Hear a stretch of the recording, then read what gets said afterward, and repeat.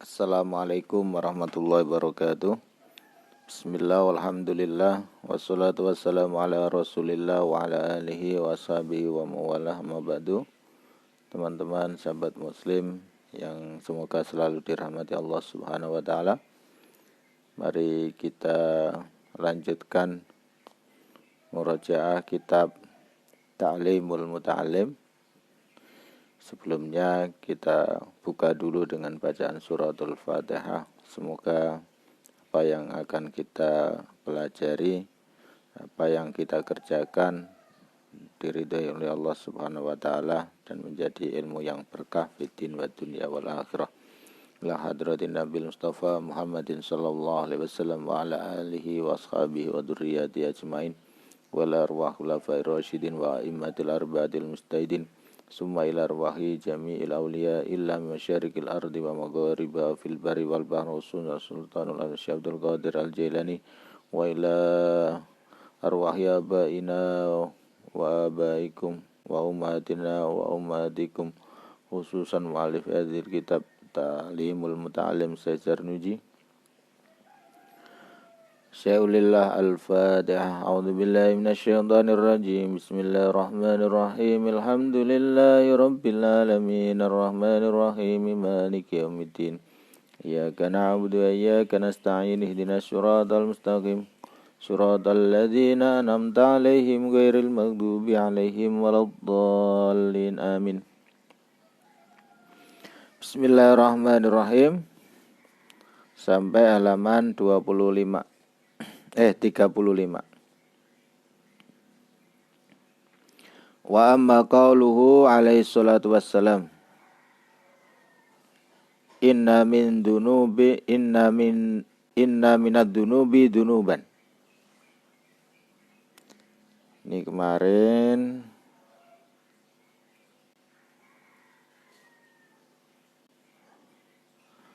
ya. Ini kemarin membahas bahwa saran dari Syekh Mansur Al-Hallaj menyampaikan bahwa setiap individu sebaiknya memperbanyak kesibukan sehingga nafsunya itu tidak sempat untuk mengganggu dirinya. Jadi kalau kita banyak kesibukan, insya Allah tentu saja kesibukan yang baik, yang positif, sehingga nafsu tidak lagi punya kesempatan untuk mengganggu kejiwaan kita. Nah, termasuk juga pesannya, jika ada orang yang dalam kesusahan, dalam kebingungan, itu tidak perlu menenggelamkan diri berlarut di dalam kesusahan itu sendiri. Kenapa? Karena kesusahan itu tidak akan bermanfaat untuk menghilangkan kesusahan. Jadi kalau susah ya sudah, pokoknya dianggap ini bagian dari takdir atau cobaan, maka kita harus lebih bersabar lagi. Karena kalaupun kita ini tenggelam di dalam kesusahan berhari-hari, pusing, nah justru pusing sendiri itu tidak akan mampu menghilangkan kepusingan. Nah, jadi lebih baik lakukan saja apa yang bisa dilakukan. Wa maqauluhu alaihi salatu wassalam, inna minad dunubi dunuban. Sesungguhnya ada dosa di antara dosa-dosa. La yukafiruha, yang sulit untuk dimaafkan. Illa hammul ma'isyati, kecuali dengan sungguh-sungguh mencari ma'isyah. Ya, tapi ada loh ini, meskipun itu seperti kemarin yang saya sampaikan bahwa kita apapun kegiatannya, bekerja dan lain sebagainya, niatin saja sambil mencari ilmu. Kalau kita meniatin mencari ilmu, bekerja, kalau ada kecewanya pun tetap tidak terlalu terpuruk psikologi kita. Nah, dan bekerja itu juga bagian dari kegiatan yang sangat positif. Bahkan Rasulullah Muhammad SAW menyampaikan bahwa ada loh dosa di antara dosa-dosa itu yang sulit untuk diampuni kecuali dengan kesungguhan kita saat memeras keringat, memeras tenaga, memeras pikiran untuk bekerja. Nah, jadi bekerja itu termasuk juga bisa mengampuni dosa. Tentu saja bekerja ini untuk mencari penghidupan keluarga dan juga diri kita. Fal muradu minhu qadru hammu la yukhillu bi'amalil khairi wala yusgilu qalba suglan yukhillu bi ihdaril qalbi fis salati.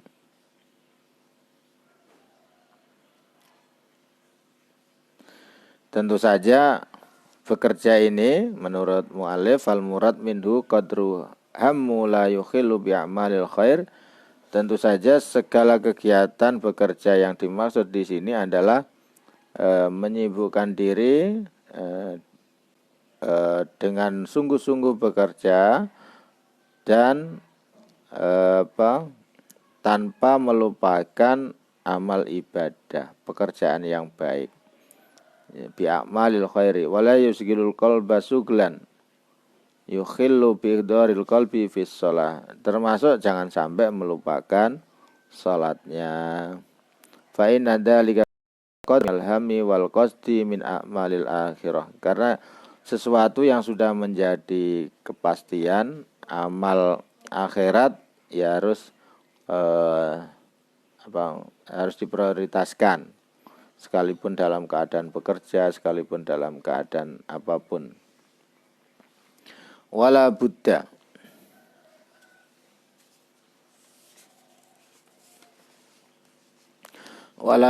dan wajib litalibil ilmi bagi para pencari ilmu minat taklilil alaikid dunyawiyah dari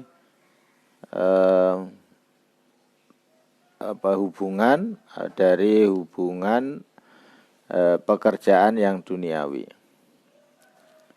Biqadril wus'i dengan memperluas walihadi ikhtarul gurbati. Jadi para murid, para penuntut ilmu, para santri memang sebaiknya jangan terlalu disibukkan terlebih dahulu dengan urusan-urusan yang sifatnya keduniawiaan.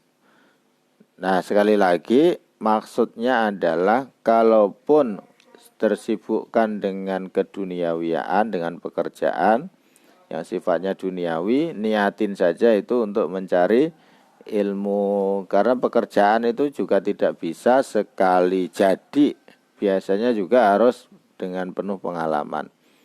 Makanya kita sering tahu kalau ada pengumuman lowongan pekerjaan, nah itu ditulis biasanya pengalaman berapa tahun. Artinya sudah punya ilmu mengerjakan itu berapa tahun. Nah, artinya kita mempunyai ilmu itu juga penting.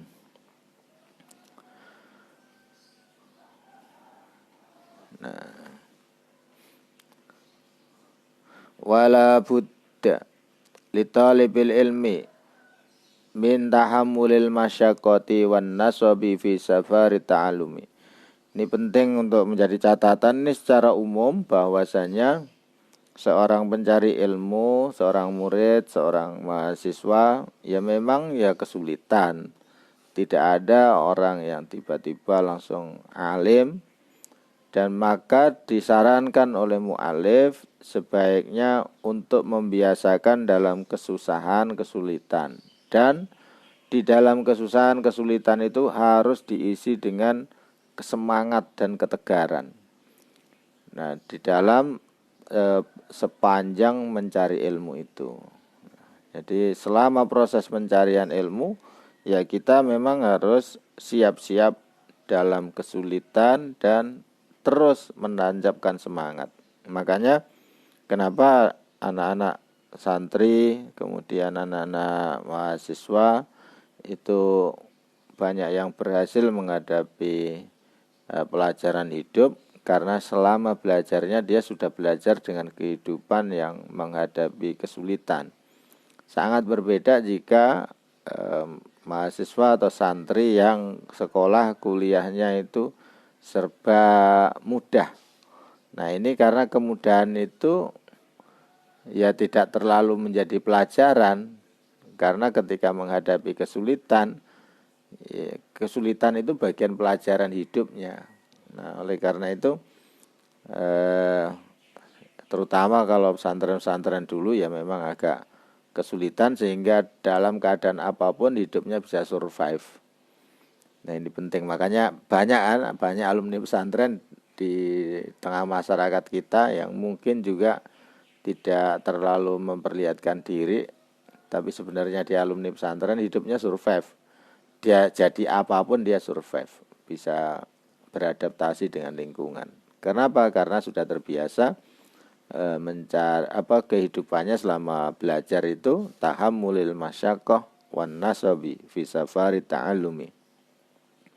Kama qala Musa alaihi salatu wassalam, seperti yang disampaikan oleh Nabi Musa alaihi salam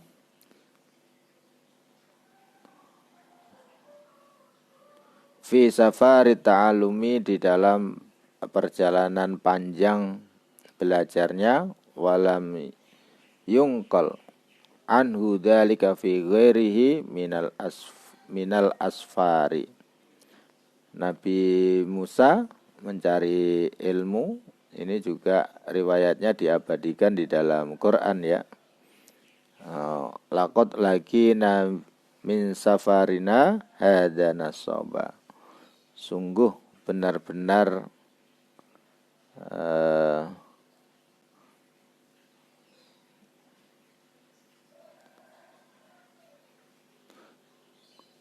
laqad laqina min safarina hadza nasaba.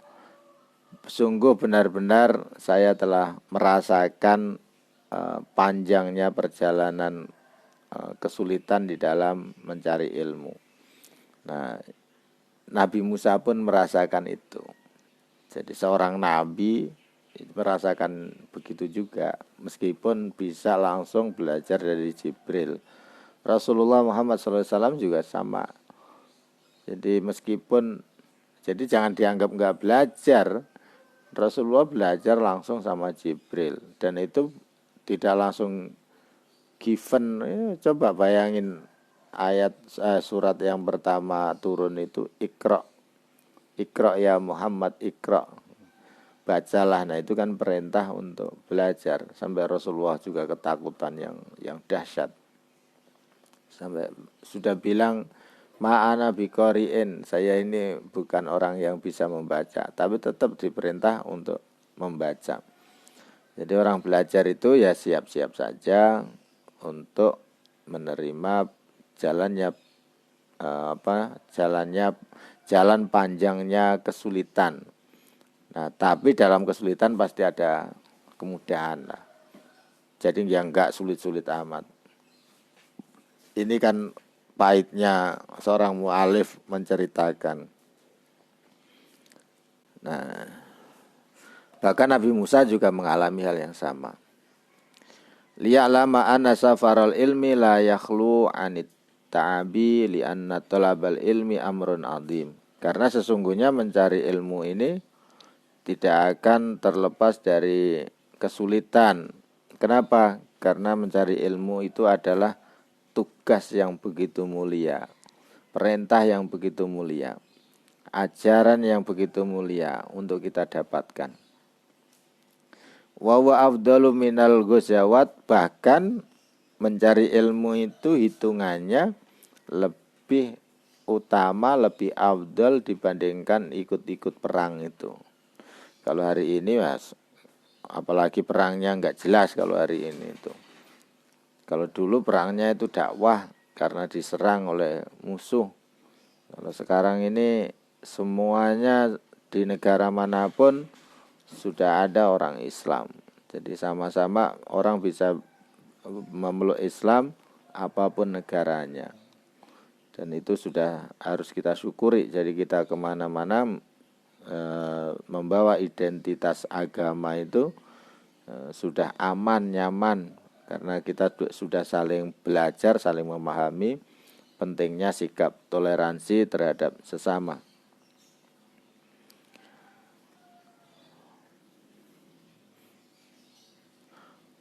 Jadi wa afdalu minal ghazawat inda aksaril ulama wal ajru ala qadri ta'ab. Dan tentu saja seberapa pahalanya mencari ilmu, ya seberapa susahnya kita belajar itu. Tapi yang tidak kalah penting, dalam kesulitan pasti akan selalu ada kemudahan. Dan setiap kesulitan itu, tugas kita itu hanya semangat untuk kembali, semangat mencari keilmuan itu.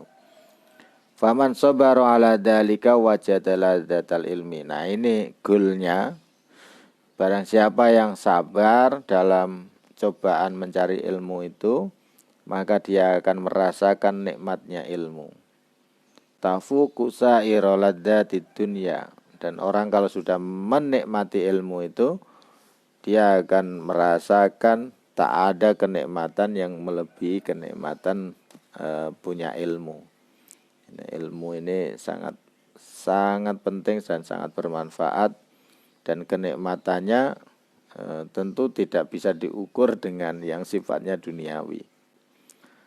Walihada kana Muhammad bin al-Hasan idza sahiral layaliya in halalahu muskilat yaqulu aina abna al-muluk min hadhil laddat. Imam Muhammad Ibnu Hasan jika belajar sampai larut malam, ya, idza sahiral layaliya in halalahul muskilat, sampai malam-malam digunakan untuk belajar. Yaqulu, kemudian dia berkata, atau di manakah dia berkata, aina abna al-muluk, di mana para putra-putra raja, min hadil ladzat, dibandingkan nikmatnya mencari ilmu. Dia sampai, karena saking asiknya, dia sampai mengatakan, di mana nikmatnya menjadi putra mahkota raja dibandingkan nikmatnya mendapatkan ilmu. Orang mendapatkan ilmu itu, orang belajar itu, yang pasti dengan keseriusan dan kesungguhannya, apalagi di waktu malam itu, dia secara tidak langsung hatinya itu langsung connect dengan Allah Subhanahu wa taala. Sambil membaca, sambil merasakan susahnya untuk menaruh file keilmuan di dalam pikiran dan hatinya, maka secara tidak langsung dia juga berdoa memohon kepada Allah Subhanahu wa taala agar ilmunya itu nempel. Jadi orang belajar itu secara tidak langsung adalah juga berkomunikasi dengan Allah Subhanahu wa taala. Nah, makanya sampai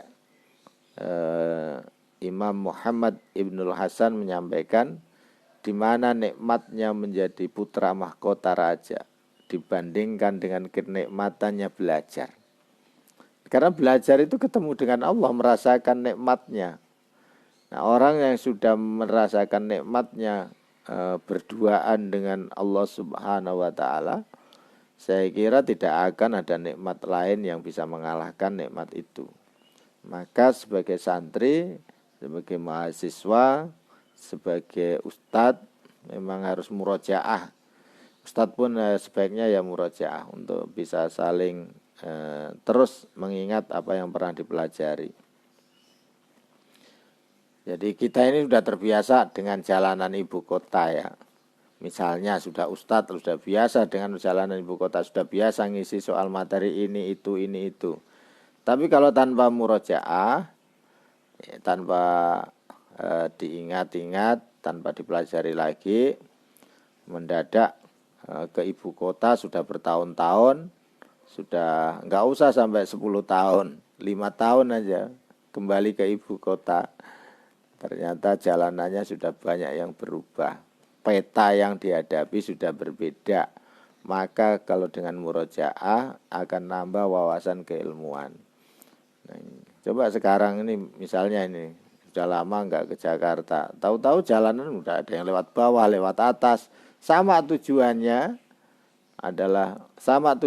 mengajarkan segala sesuatu. Jurusan keilmuan adalah untuk bertakarub kepada Allah, tapi jalan likunya yang dihadapi ini berbeda-beda, maka perlulah beradaptasi dengan model pembelajaran yang baru. Wayam bagi li talibil ilmi alla yastaghila bi syai'in akhar ghairal ilmi. Sebaiknya memang kalau bisa sebagai orang yang mencari ilmu tidak terlalu banyak berurusan dengan yang duniawi. Tapi sekali lagi bahwa yang urusan duniawi pun sebaiknya diniatin mencari ilmu saja, bukan tidak boleh. Wala yuridu anil fikih, dan terutama memang kita tidak boleh berpaling dari ilmu fikih karena itu ilmu yang sangat diperlukan. Qala Muhammad rahimahullah taala, inna sina'atana hadhihi minal mahdi ilal lahdi.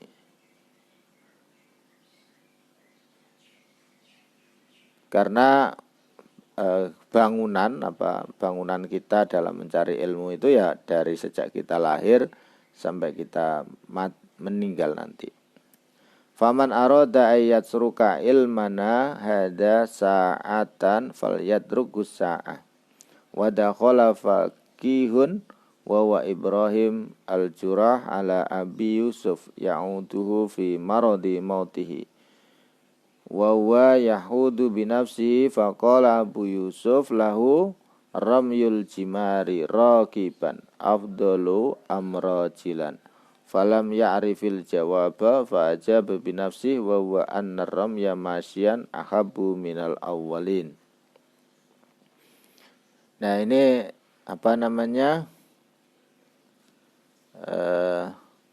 Syekh Muhammad berkata, jadi aktivitas mencari ilmu itu adalah dilakukan sejak lahir hingga nanti meninggal.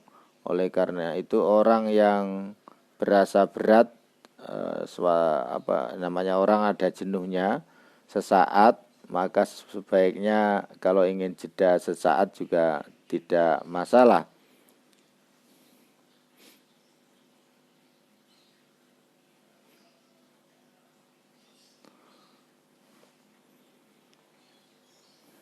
Karena suatu saat ada orang yang mendatangi Abu Yusuf yang bernama Abu Yusuf mendatangi syekhnya yang bernama Ibrahim al-Jarrah. Dia datang menjenguk saat beliau sedang sakit dan menyebabkan wafatnya. Kemudian beliau bertanya kepada Syekh Ibrahim, mana yang lebih utama, melempar jumroh itu dengan sambil mengendarai onta atau sambil berjalan kaki. Nah, Syekh Ibrahim tidak menjawab, lalu Abu Yusuf menjawab sendiri bahwa melempar jumroh sambil berjalan kaki lebih utama dan lebih dicintai oleh Nabi dan sahabatnya. Saya kira apa sambungannya dengan mencari ilmu ini? Jadi ini terkait dengan pahala ya. Soal pahala bahwa logikanya dengan mencari ilmu, apakah kita mengikuti aliran yang tradisionalis atau yang kontemporer. Nah memang segala sesuatu pasti ada kelemahan dan kelebihannya masing-masing. Kalau ini terkait dengan ibadah, misalnya ini kalau dianalogikan balang jumroh, lebih baik dengan cara mengendarai onta atau jalan kaki, maka pahalanya lebih baik jalan kaki. Kenapa? Orang balang jumroh ini kan banyak orang. Kalau apalagi kendaraannya berupa onta, berupa hewan, saya kira akan lebih memenuhi ruangan kan. Saya kira ada yang lebih modern lagi kalau ada kendaraan yang bukan onta misalnya. Tapi jalan kaki jelas ini terkait astawab ala qadri ta'ab, bahwa pahala itu akan diberikan sebanyak seberapa kesulitan yang dihadapi. Tapi bagi pencari ilmu karena ini terkait dengan pencari ilmu, sebaiknya kita mengikuti teori yang tradisionalis apa modern.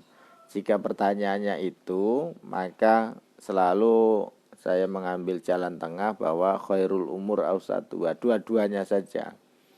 Ya, teori tradisionalis dilakukan, teori yang modernis, yang pembaruan dilakukan. Di NU itu ada istilah jargon al-muhafadzatu ala qadimis sholeh wal akhdhu bil jadidil aslah. Jadi mengambil teori yang lama, melanggengkan teori lama itu juga sebuah kebaikan, tapi jangan lupa wal akhdhu bil jadidil aslah. Ambillah dengan teori yang lebih memudahkan, itu juga penting. Makanya saya membaca ini terkadang saya baca satu-satu maknanya gandul, terkadang langsung saya baca seperti membaca bahasa Indonesia kemudian baru saya terjemahkan. Ini sebenarnya juga memberikan info kepada teman-teman khususnya mahasiswa Unusia dan barangkali teman yang ikut ngaji itu, bahasa Arab itu bagaimana ya, kita kadang berlebihan mensakralkan bahasa Arab karena di sana memang Al-Quran ditulis pakai bahasa Arab. Saya nganggapnya wajar ya. Nah, tapi mensakralkan bahasa Arab nanti khawatir itu sesuatu yang susah dipahami. Ini yang agak repot juga. Sebenarnya kan setiap bahasa al-lughah yal adah, bahwa bahasa itu sebenarnya tradisi. Siapapun yang lahir di situ insya Allah bisa. Nah, begitu juga makanya dalam teori belajar bahasa Arab itu juga apapun, belajar bahasa apapun itu disuruh untuk belajar kalughatil ummi. Belajarlah bahasa yang engkau kehendaki seperti engkau mempelajari bahasa ibu Anda. Kenapa? Ketika Anda orang Indonesia maka Anda tidak pernah belajar terjemahan. Langsung pergi ya pergi, duduk ya duduk. Terjemahannya apa? Ya udah nggak ada terjemahannya. Tapi lama-kelamaan tahu calik ternyata duduk.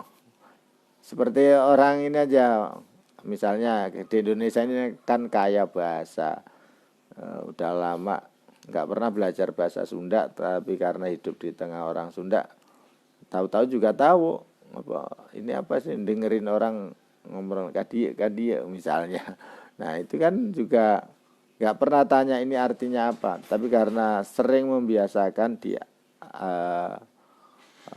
menjadi adat didengarkan. Nah yang sudah menjadi adat misalnya ngabuburit. Nah ngabuburit itu kan bukan bahasa Indonesia, tapi setiap orang karena terbiasa mendengarkan istilah ngabuburit itu kan bahasa Sunda.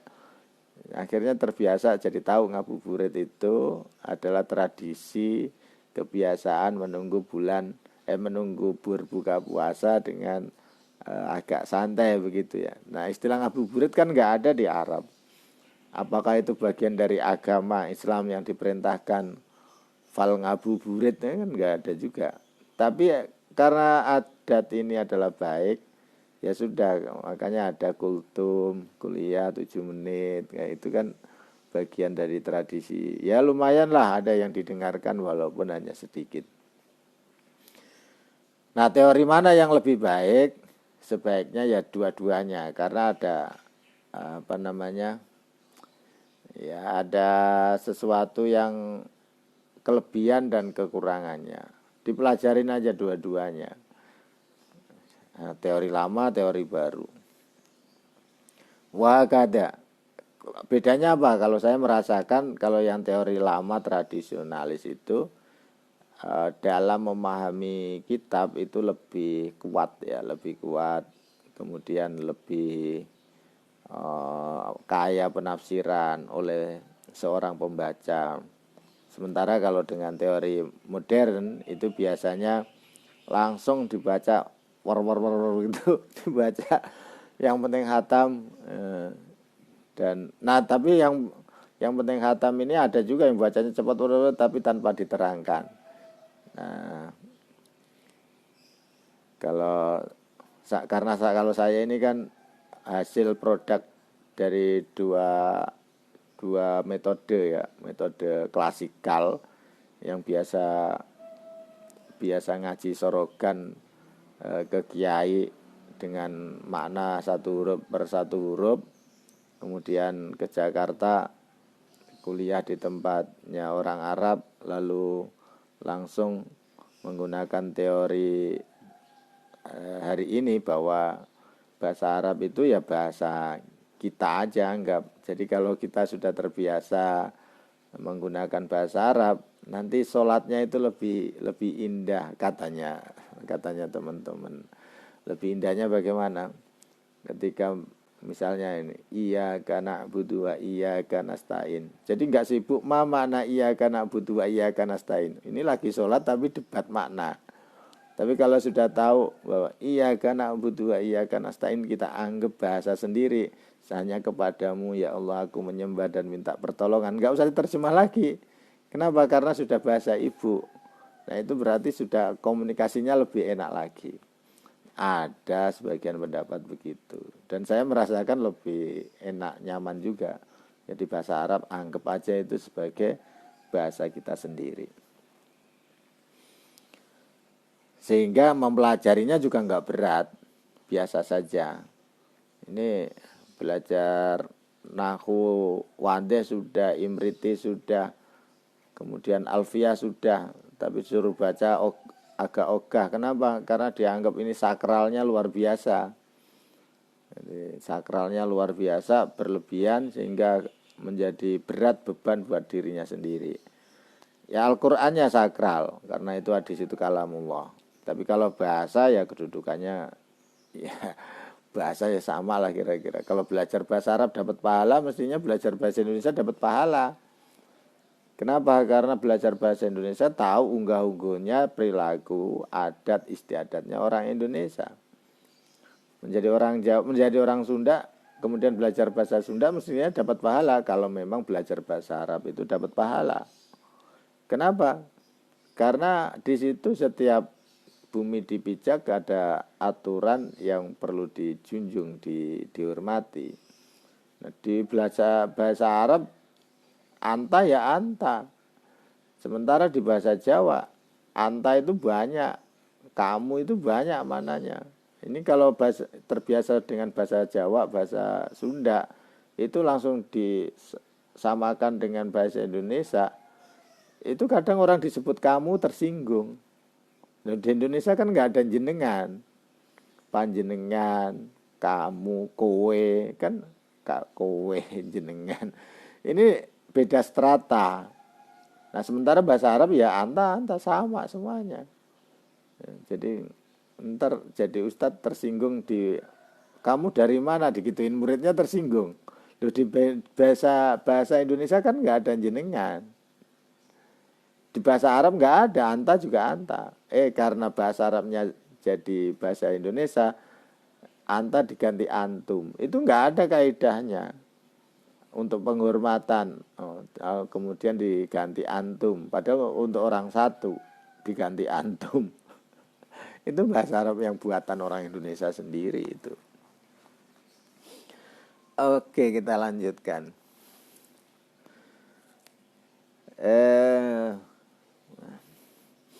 Wa kada yang bagi lil faqih ayastagila bihi fi jami'il awqatihi.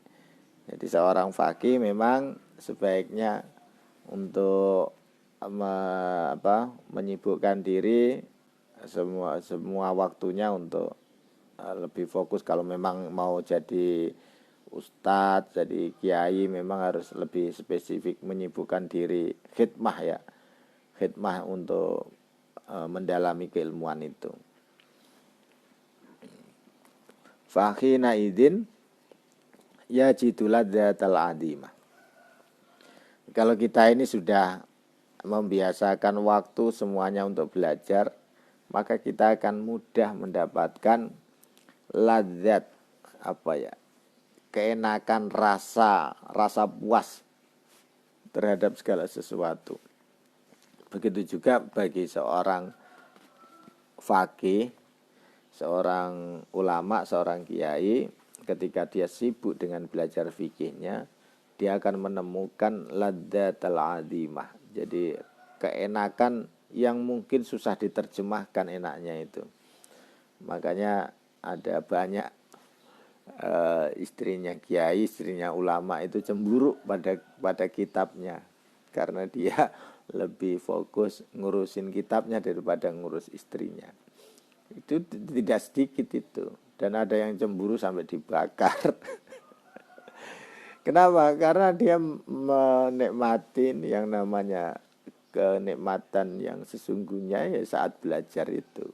Kenapa bisa langsung connect dengan Allah Subhanahu wa taala? Dan kenikmatan mana yang melebihi nikmatnya kita berinteraksi dengan ilmunya Allah Subhanahu wa taala. Wakila ruwiya Muhammad fil manami ba'da wafati faqila lahu kaifa kunta fi halin naja' faqala kuntu muta'ammilan fi mas'alatin min mas'alatil makatib falam ash'ur bi khurujir ruh. Ini tadi diriwayatkan dari Muhammad ini tadi kan tanya sama siapa tadi, Syekh Ibrahim ya. Syekh Ibrahim menjelang nazaknya itu masih ditanya sama muridnya yang namanya Muhammad. Ini orang udah mau meninggal ini. Ditanya tentang apa tadi ya? Tadi itu tentang mencari ilmu.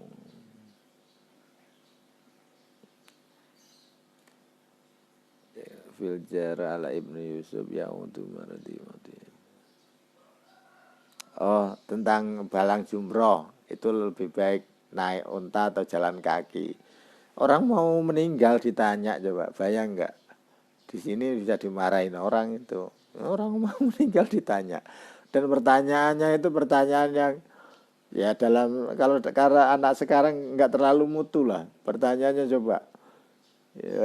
Ya Syekh, orang balang jumrah itu lebih afdal jalan kaki atau mengendarai onta.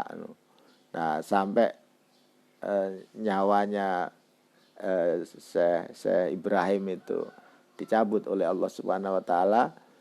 Syekh Imam Muhammad bin Hasan ini belum mendapatkan jawaban. Lalu dijawab dengan sendiri, berarti lebih afdal jalan kaki, rojilan. Nah, ini Syekh Muhammad mimpi fil manami ba'da wafatihi faqila lahu kaifa kunta fi halin naza'. Bagaimana guru kamu saat menghadapi naza'? Faqala kuntu muta'ammilan fi mas'alatin min mas'alatil makatib falam ash'ur bi khurujir ruhi. Saya itu di dalam saat naza', kata gurunya itu, dia bermimpi ketemu gurunya yang sudah meninggal. Ditanya, gimana guru kabarnya? Kemarin waktu naza' itu bagaimana prosesnya?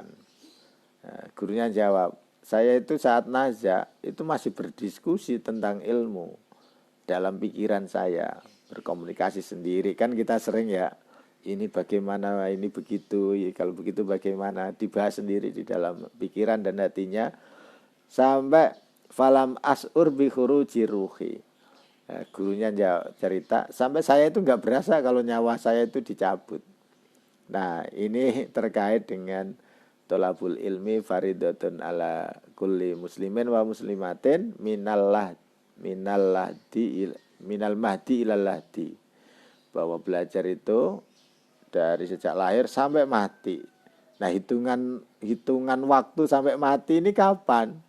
Nah, oleh Syekh Ibrahim sama Syekh Imam Muhammad sampai ajal menjemput. Makanya ini ada cerita sampai nazak aja dia masih diskusi dengan dirinya sendiri. Makanya ketika Syekh Muhammad ini bertanya, nggak dapat jawaban dari gurunya karena gurunya sedang membahas tentang keilmuan itu sendiri dan tidak merasakan saat rohnya dicabut. Ini luar biasa kan, roh itu di mana-mana orang saat dicabut, saat nazak itu konon katanya sangat-sangat kepayahan, kesusahan, tapi dengan membahas keilmuan ternyata seorang alim la yash'uru bi khuruji ruhihi, dia sampai tidak merasakan nyawanya dicabut. Innahu qala fi akhir umrihi sagolani masailul makatib an isti'dadi li hadzal yaum wa innama qala dzalika tawadu'an.